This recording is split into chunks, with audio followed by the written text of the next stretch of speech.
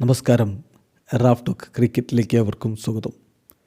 ഇന്ത്യയും സൗത്ത് ആഫ്രിക്കയും തമ്മിലുള്ള രണ്ടാം T20 മത്സരം പരാജയപ്പെട്ടപ്പോൾ അതിൽ ഇന്ത്യയുടെ പ്രശ്നങ്ങളെക്കുറിച്ച് കാണിക്കുന്ന കുറച്ച് ഇൻട്രസ്റ്റിംഗ് ആയിട്ടുള്ളൊരു കാർട്ടൂൺ അത് നിങ്ങളുമായിട്ട് പങ്കുവെക്കുകയാണ്. ഇന്ന് സോഷ്യൽ മീഡിയയിൽ കണ്ട ഇൻട്രസ്റ്റിംഗ് ആയിട്ടുള്ള കാർട്ടൂണാണിത്.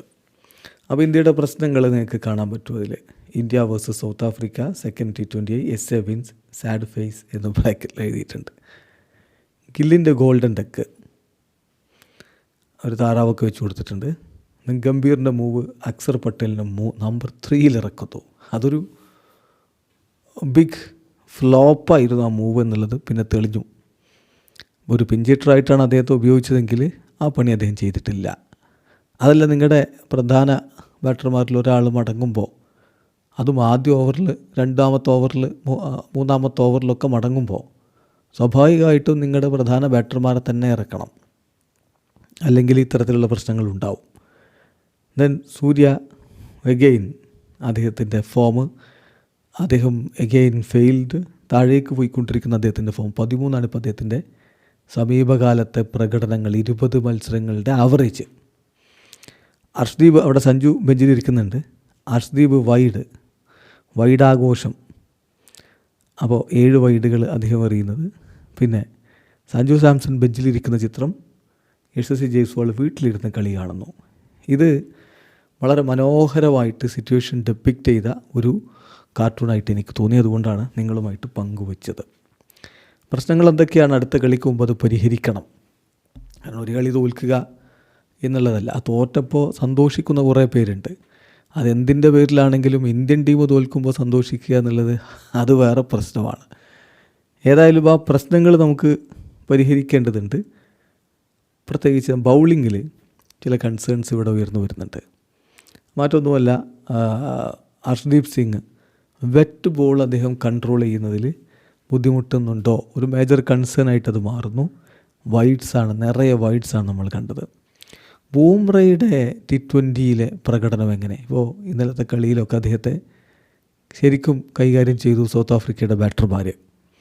അപ്പോൾ നമുക്ക് ആശങ്ക ഉണ്ടാക്കുന്നതാണ്. പിന്നെ ഈ അഭിഷേക്, ദ്യൂബെ തുടങ്ങിയവരൊക്കെ സ്ക്വാഡിലെടുക്കുമ്പോൾ എന്തുകൊണ്ട് അവരുടെ ബൗളിംഗ് വീണ്ടും ആവശ്യമുള്ള ഘട്ടങ്ങളിൽ കൂടുതലായിട്ട് ഉപയോഗപ്പെടുത്തുന്നില്ല എന്നുള്ള ചോദ്യവുമുണ്ട്. എറിയിക്കുന്നില്ല എന്നല്ല, ദ്യൂബയ്ക്കൊക്കെ കൂടുതൽ ഓവറുകൾ കൊടുക്കേണ്ടതില്ല. നിങ്ങൾ ബൗളിംഗ് എബിലിറ്റി വെച്ചുകൊണ്ടാണല്ലോ ദ്യൂബയെ റിങ്കുവിന് മുമ്പ് സ്ക്വാഡിലേക്ക് എടുക്കുന്നത്. അങ്ങനെയെങ്കിൽ പിന്നെ അത് ഉപയോഗപ്പെടുത്തണ്ടേ എന്താണ് ചോദ്യം. ബാറ്റിങ്ങിൽ ഒരു സംശയവും വേണ്ട. പ്രധാന പ്രശ്നം ശുഭ്മൻ ഗില്ലിൻ്റെ ഫോം തന്നെയാണ്. Shubman Gill out of form ആകുന്നു എന്ന് മാത്രമല്ല, സഞ്ജു സാംസൺ ഒഴിവാക്കിയിട്ടാണ് ശുഭ്മൻ ഗില്ലിനെ കളിപ്പിക്കുന്നത്. സഞ്ജു മിന്നും ഫോമിൽ കളിച്ചിരുന്ന സമയത്താണ് അദ്ദേഹത്തെ റീപ്ലേസ് ചെയ്ത് ശുഭ്മൻ ഗില്ലിനെ അവിടെ കെട്ടിയിറക്കിയത്. അപ്പോൾ ചോദ്യം, ടീമിൻ്റെ ബാലൻസിനെ തകർക്കുന്നില്ലേ ശുഭ്മൻ ഗില്ലിൻ്റെ ഈ ഒരു ഫോം എന്നുള്ളതാണ്. പിന്നാലെ വരുന്നവർക്ക് അത് വലിയ ഒരു പ്രഷർ ഉണ്ടാക്കുകയും ചെയ്യുന്നുണ്ട്. പിന്നെ സ്കൈയുടെ ഫോം നമ്മൾ ഓൾറെഡി പറഞ്ഞ വിഷയമാണ്. പിന്നെ നമുക്കറിയാമല്ലോ, ബാറ്റിംഗ് ഓർഡർ നിരന്തരം മാറ്റിക്കൊണ്ടിരിക്കുകയാണ്. ബാറ്റിംഗ് ഓർഡർ എന്ന് പറയുന്നത് വളരെ ഓവർ റേറ്റഡ് ആയിട്ടുള്ള സംഭവമാണ് T20 ക്രിക്കറ്റിൽ. T20 എന്നല്ല പറഞ്ഞ് വൈറ്റ് ബോൾ ക്രിക്കറ്റിൽ എന്നാണ് നമ്മുടെ കോച്ചിൻ്റെ മഹത്വചനം. അപ്പോൾ ഈ ബാറ്റിംഗ് ചേഞ്ചസ് ശരിക്കും പറഞ്ഞാൽ എല്ലാവരെയും കൺഫ്യൂസ്ഡ് ആക്കുന്നുണ്ട് എന്നുള്ളതാണ് നമ്മളിവിടെ കൃത്യമായിട്ട് കണ്ടത്. അപ്പോൾ അടുത്ത കളി എന്ന് പറയുമ്പോൾ ഞായറാഴ്ചയാണ്, 14-ാം തീയതി ധരംശാലയിലാണ് കളി. എന്തു മാറ്റം ഇന്ത്യയുടെ പ്ലേയിങ് ലെവലിൽ നിങ്ങൾ പ്രതീക്ഷിക്കുന്നുണ്ട്? ഞാൻ എൻ്റേതായിട്ടുള്ളൊരു അഭിപ്രായം പങ്കുവെക്കുകയാണ്. നിങ്ങളുടെ അഭിപ്രായങ്ങൾ കമൻറ്റ് ബോക്സിൽ രേഖപ്പെടുത്തുക. ഓപ്പണറായിട്ട് അഭിഷേക് ശർമ്മക്കൊപ്പം സഞ്ജു സാംസൺ ഇറങ്ങട്ടെ. നമ്പർ 3 തിലക് വർമ്മ വരട്ടെ. നമ്പർ 4 സൂര്യകുമാർ യാദവ്, അദ്ദേഹം ക്യാപ്റ്റനായതുകൊണ്ട് ഒഴിവാക്കില്ല, അദ്ദേഹം സ്ക്വാഡിലുണ്ടാകും, പ്ലേയിങ് ലെവലിലുണ്ടാകും. Number 5 Dube. Number 6 Hardik Pandya. Number 7 Jitesh വരട്ടെ. നമ്പർ 8 ഹർഷിത് റാണ വരികയാണെങ്കിൽ. Number 9 Kuldeep Yadav. Number 10 Jasprit Bumrah. Number 11 Varun Chakravarthy. അപ്പോൾ ഹർഷ്ദീപിനെ എന്തിനു മാറ്റുന്ന, ഒരു കളിയിലെ മോശം പ്രകടനം കൊണ്ടെന്ന് ചോദിക്കുന്നവരുണ്ടാവും. പക്ഷേ നമ്മൾ ഈ രൂപത്തിലാണ് ടീം ഇറക്കുന്നതെങ്കിൽ, കുൽദീപിനെ കൂടി ഉൾപ്പെടുത്തുകയാണെങ്കിൽ സ്വാഭാവികമായിട്ടും അവിടെ ഹർഷ്ദീപിനെ കളിപ്പിക്കുകയാണെങ്കിൽ നമ്പർ 7 വരെ മാത്രമേ നമുക്ക് ബാറ്റിംഗ് ഉണ്ടാവുകയുള്ളൂ. അപ്പോൾ അത് ഒഴിവാക്കാൻ വേണ്ടിയിട്ടാണ് നമ്പർ 8 ഹർഷിത് റാണയെ കൊണ്ടുവരുന്നത്. ഇതാണ് ഒരു സൊല്യൂഷൻ. ഇനി അതല്ല, അക്സറിനെ ഒഴിവാക്കാൻ പറ്റില്ല എന്നാണെങ്കിൽ സഞ്ജു സാംസൺ ഉണ്ടല്ലോ. അപ്പോൾ സഞ്ജു സാംസൺ വരുന്നത് കൊണ്ട് തന്നെ ജിതേഷിനെ കളിപ്പിക്കണമെന്നില്ല, പകരം അക്സറിനെ ഉപയോഗപ്പെടുത്തുകയും ചെയ്യാം. അങ്ങനെ വരുമ്പോൾ സ്വാഭാവികമായിട്ടും ഒരു ബൗളിംഗ് ഓപ്ഷൻ കൂടി അവിടെ വർദ്ധിക്കും എന്നുള്ളതും ഒരു യാഥാർത്ഥ്യമാണ്. അപ്പോൾ ഇങ്ങനെയൊക്കെയുള്ള മാറ്റങ്ങളാണ് ഇപ്പോൾ അവൈലബിൾ ആയിട്ടുള്ളൊരു സ്ക്വാഡ് വെച്ച് ചെയ്യാൻ പറ്റുകയുള്ളൂ.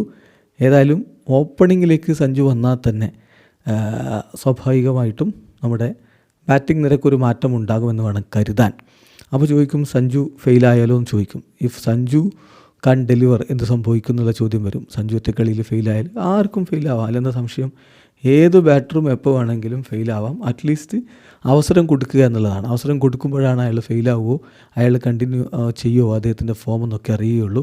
ഇവിടെ ചിലർക്ക് എത്ര ഫെയിലായാലും വീണ്ടും വീണ്ടും അവസരം കൊടുത്തിട്ട് അടുത്ത ആൾ ഇറക്കിയാൽ ഫെയിലാവുമോ എന്ന് ചോദിക്കുന്നതിൽ പ്രത്യേകിച്ച് അർത്ഥമൊന്നുമില്ല. എന്തായാലും നിങ്ങളുടെ അഭിപ്രായങ്ങളും നിങ്ങളുടെ സജഷൻസും കമൻറ്റ് ബോക്സിൽ രേഖപ്പെടുത്തുക.